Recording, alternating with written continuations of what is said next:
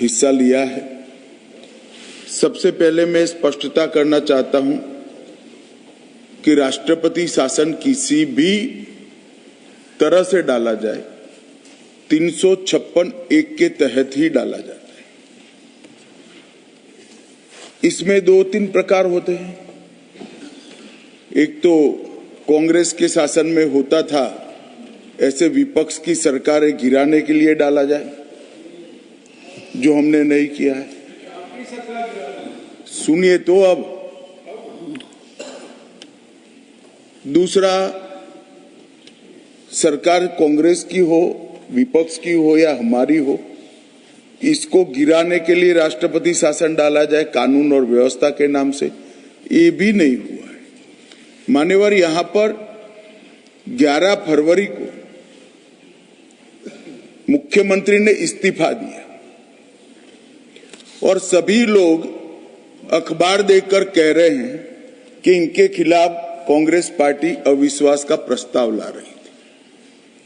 मान्यवर, मैं रिकॉर्ड पर स्पष्ट करना चाहता हूं, उस सरकार के सामने कोई अविश्वास का प्रस्ताव नहीं आया था, क्योंकि कांग्रेस के पास इतने सदस्य ही नहीं है जो अविश्वास का प्रस्ताव ला सके। मुख्यमंत्री जी ने इस्तीफा दिया, उसके बाद वहां के राज्यपाल ने बीजेपी के 37, एनपीपी के 6, एनपीएफ के 5, जेडीयू के 1 और कांग्रेस के 5 लोगों ने भी कोई दावा नहीं किया। जब किसी ने भी सरकार के गठन का दावा नहीं किया, इसलिए शून्यावकाश की अवस्था में राष्ट्रपति शासन डालने का निर्णय किया गया। अब इस तरह से कहना कि राष्ट्रपति शासन इसलिए डाला गया कि समस्या संभलती नहीं। मान्यवर, राष्ट्रपति शासन 13 फरवरी को डाला गया। नवंबर में 0 हिंसा, दिसंबर में 0 हिंसा, जनवरी में 0 हिंसा, मार्च 13 तक भी 0 हिंसा और उसके बाद से आज तक भी 0 हिंसा। तो एक प्रकार की भ्रांति खड़ा करने का हम प्रयास न करें। और मान्यवर, मैं 13 फरवरी 2025 के 7 साल पहले मणिपुर में क्या था। 13 फरवरी 2025 के 7 साल पहले इतनी ही मजबूत सरकार कांग्रेस की थी वहां। और क्या हुआ था, एक वर्ष में एवरेज 225 दिन बंद, ब्लॉकेड और कर्फ्यू रहा था। मैं सब बोलना नहीं चाहता था, उनके समय में हुआ, हमारे समय में हो, वो हमारा सिद्धांत नहीं है मान्यवर। मगर जिस तरह से बात करी गई, और उस वक्त भी प्रधानमंत्री ने विजिट नहीं की थी और 1500 लोग एनकाउंटर में मारे गए। ये सारे लोग आज चिल्ला रहे हैं, चुप है।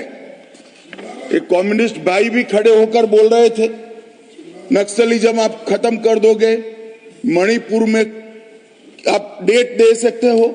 मुझे मालूम नहीं उनको मणिपुर में शांति करनी है या नक्सलिज्म को बचाना है। तो आपको मालूम पड़ना चाहिए एक संसद सदस्य के नाते कि जातीय हिंसा और नक्सलिज्म में अलग अंतर है। दो समुदायों के बीच में जब नस्लीय हिंसा होती है, जातीय हिंसा होती है, इसको टैकल करने का तरीका, और जो नक्सली हथियार लेकर देश की सरकार और वहां की जनता के खिलाफ खड़े हैं, इनको टैकल करने का तरीका अलग है। मैं भारतीय जनता पार्टी से हूं, कम्युनिस्ट पार्टी से नहीं हूं।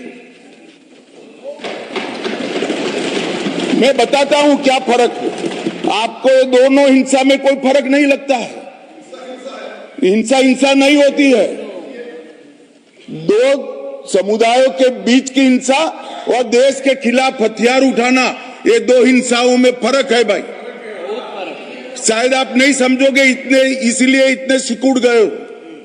मान्यवर, ये संवेदनशील विषय पर मैं राजनीति करना नहीं चाहता था, मगर जिस तरह से मुझे तो आश्चर्य है, 2 साल से इतनी सारी हिंसा होने के बाद विपक्ष ने जिस तरह से बात करी है, मैं आश्चर्यचकित हूं। यहां पर डेरेक ओबेरॉय जी थोड़े इमोशनल हो गए महिलाओं की स्थिति पर। डेरेक साहब, यहां तो जातीय हिंसा हुई थी, दोनों समुदाय आमने सामने भिड़ गए थे, इसमें कई महिलाओं से दुर्व्यवहार हुआ। बंगाल में कुछ नहीं था, सालों तक सैकड़ों बहनों के साथ संदेश खाली में दुर्व्यवहार होता रहा। कुछ नहीं किया आपकी सरकार ने, कुछ नहीं किया। आरजी कार में भी कुछ नहीं किया। आप जवाब नहीं दे सकते। और वो दुर्व्यवहार आपकी ही पार्टी के नेता ने किया था, जिसको आपको सस्पेंड करना पड़ा था। ये ड्यूअल, हम तो ना इसका समर्थन करते हैं ना उसका करते हैं। ये ड्यूअल स्टैंडर्ड लेकर ज्यादा दिन नहीं चल सकते। मान्यवर, ये कहते हैं 250 लोग मारे गए, मैं भी कबूल करता हूं मान्यवर, 260 लोग मारे गए, आंकड़ा है, ये सच्चाई है। मगर बंगाल में चुनावी हिंसा में 250 लोग मार दिए गए, यहां जातीय हिंसा में। मान्यवर, बंगाल की जो स्थिति है उसमें तो शायद ये न बोले होते तो थोड़ा ज्यादा अच्छा होता। यहां जातीय हिंसा में मारे गए, वहां तो चुनावी हिंसा में मार दिए गए हैं मान्यवर। और मैं, खड़गे साहब ने कहा 2 सीटों पर कांग्रेस की विजय हो गई, बीजेपी हार गई, इसलिए राष्ट्रपति शासन डाला है। मान्यवर, चुनाव को काफी समय चला गया, वहां वैक्यूम हुआ, इसलिए हमने राष्ट्रपति शासन डाला है। और उन्होंने कहा 2 सीटें हम जीत गए, अब सबक सीखिए। मान्यवर, ये 2 सीटों से हमें सबक सिखाना चाहते हैं। इस देश की जनता ने 3 चुनाव में लगातार इनको सबक सिखा दिया गया। और मान्यवर, क्यों सिखाया? मैंने आगे भी कहा, नॉर्थ ईस्ट की हो गया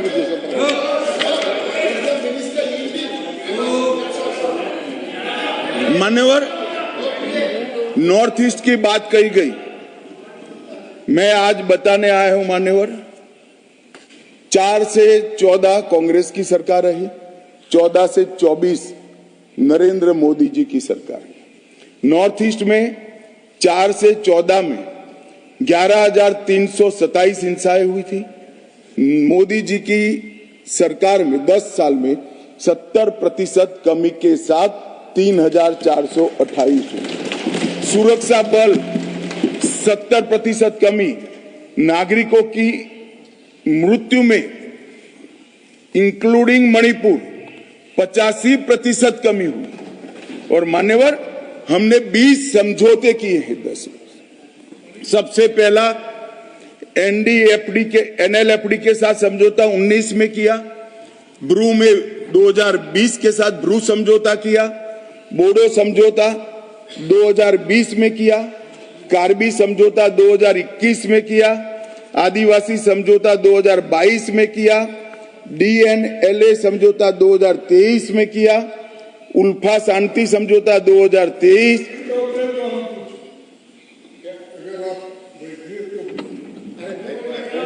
मेरा समाप्त तो होने दीजिए मान्यवर।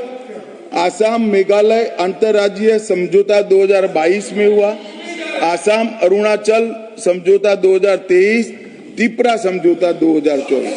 और मान्यवर, 10,000 युवाओं ने हथियार डालकर सरेंडर किया है नॉर्थ ईस्ट में, 10,000। ये जब कह रहे हैं नॉर्थ ईस्ट की शांति की बात कर रहे हैं, इसलिए मान्यवर मैं कह रहा हूं। और मान्यवर, मृत्यु की बात करी, ये बात सही है कि 260 लोग अब तक हिंसा होने के बाद मणिपुर में मारे गए हैं, मगर इसमें से 70% लोग पहले 15 दिन में ही मारे गए थे। तो एक प्रकार से पहले 15 दिन में कंट्रोल आने में स्वाभाविक रूप से जब नस्लीय हिंसा होती है तो पहले 15 दिन में इसको कंट्रोल करना बहुत कठिन होता है। और मान्यवर, ये पहली बार मणिपुर में नस्लीय हिंसा नहीं हुई। माननीय सदस्य प्रियंका जी ने किया, ये 11वीं बार मणिपुर में राष्ट्रपति शासन डाला। हमने तो साहब पहली बार डाला है, 10 बार किसने डाला? नहीं, ऐसा नहीं है। नहीं मान्यवर, मेरी बात समाप्त हो जाने दी। नो डीलिंग मान्यवर, मेरी बात समाप्त होना चाहिए। No is not dealing. Honourable home minister is not dealing, please sir. No, nothing will go on record. No, it can't go on record sir, is not dealing. मान्यवर, मैं ये नहीं कहता, अभी भी मैं स्पष्टता करता हूं, मैं ये नहीं कहता कि उनके समय में हुआ, हमारे समय में होना चाहिए। इनसे हमारे समय में कम हुआ, एक कंपैरिजन का सवाल नहीं है। शायद उनके वक्त भी कुछ कारण रहे होंगे, हमारे भी कारण मैं बताता हूं बाद में। मान्यवर, 1993 में नागा कुकी संघर्ष हुआ, कितने साल चला? 98 तक चला। कितने लोग मरे? 750 लोग मारे गए। प्रधानमंत्री गए क्या? नहीं गए मान्यवर, इनके प्रधानमंत्री थे। कुकी पाइते 97-98 इंडी अलायंस के प्रधानमंत्री थे।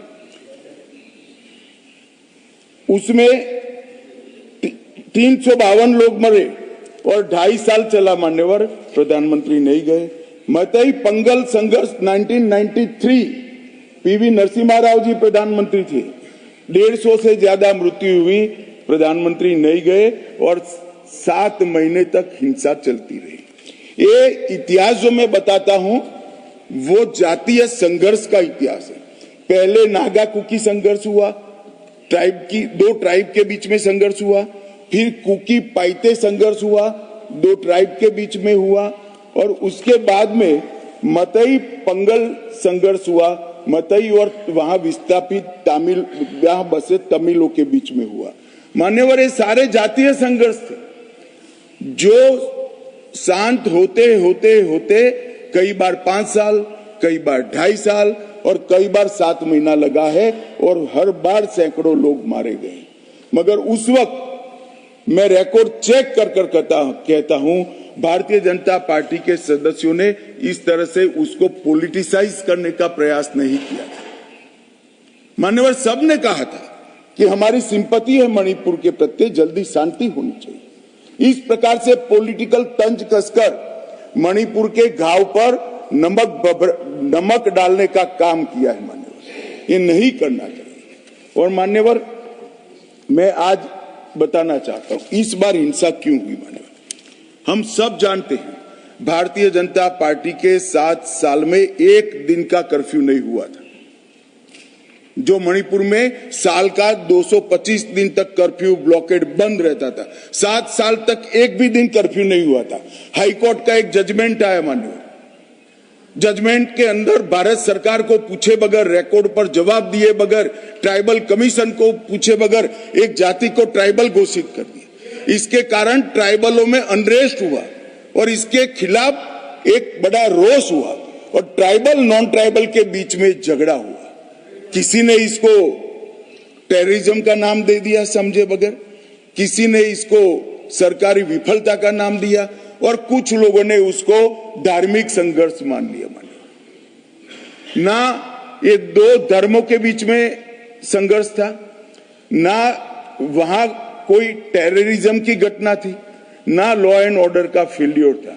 मान्यवर, एक जजमेंट के कारण बहुत इनसिक्योरिटी पूरी ट्राइब्स के अंदर फैली कि रिजर्वेशन पर हमारा अधिकार चला जाएगा, और इसके लिए एक ओर से प्रदर्शन हुआ, दूसरी ओर से प्रदर्शन हुआ, और इतनी विस्फोटक स्थिति हुई कि 4 दिन तक पूरे प्रयास करने के बावजूद शांति नहीं कर पाए। मान्यवर, ये दुर्भाग्यपूर्ण जजमेंट के कारण ये हिंसा हुई है और ये जातीय हिंसा है। मान्यवर, वो जजमेंट को दूसरे ही दिन सुप्रीम कोर्ट ने स्टे कर दिया मान्यवर, क्योंकि गैर संवैधानिक जजमेंट था।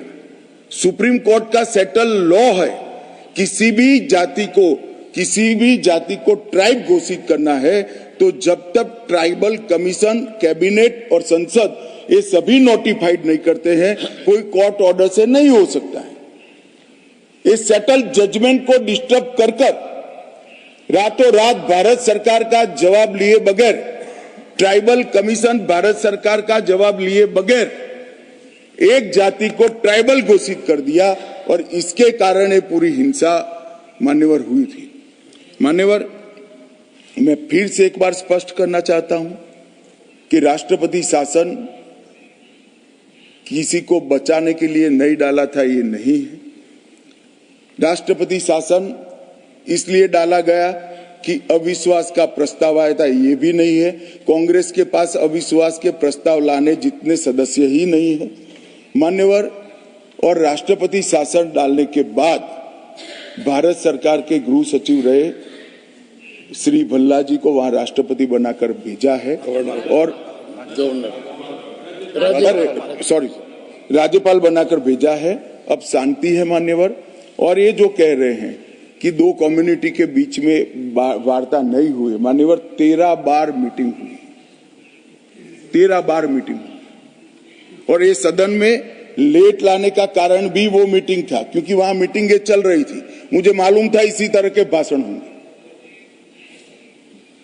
मान्यवर, अभी ये सदन जब चल रहा था उसी समय में 2 मीटिंग हुई है और तीसरी फाइनल मीटिंग दोनों कम्युनिटी की अब कुछ ही दिनों में दिल्ली में होने की संभावना है। मैं आशा करता हूं कि दोनों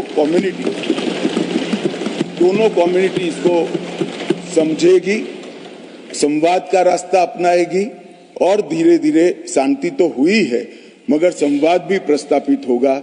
और जैसे ही संवाद प्रस्तापित होगा, हमें एक दिन राष्ट्रपति शासन नहीं रखना है मान्यवर, ज्यादा। ये हमारी पार्टी की पॉलिसी भी नहीं है, ना कभी हमने रखा है। और हम सभी जानते हैं राष्ट्रपति शासन जब भी लगाते हैं 356 अप्लाई जब भी करते हैं, किसी भी कारण से करते हैं, दोनों सदन का अनुमोदन 2 माह के अंदर करना पड़ता है। इसीलिए मैं ये सदन के सामने उपस्थित हुआ हूं इसके अनुमोदन करने के लिए। और मैं आशा करता हूं कि सभी लोग राष्ट्रपति शासन डालने का जो निर्णय है इसका समर्थन करें और सुप्रीम कोर्ट का जो जजमेंट है इसका कॉम्प्लायंस ये सदन के द्वारा किया जाए। धन्यवाद।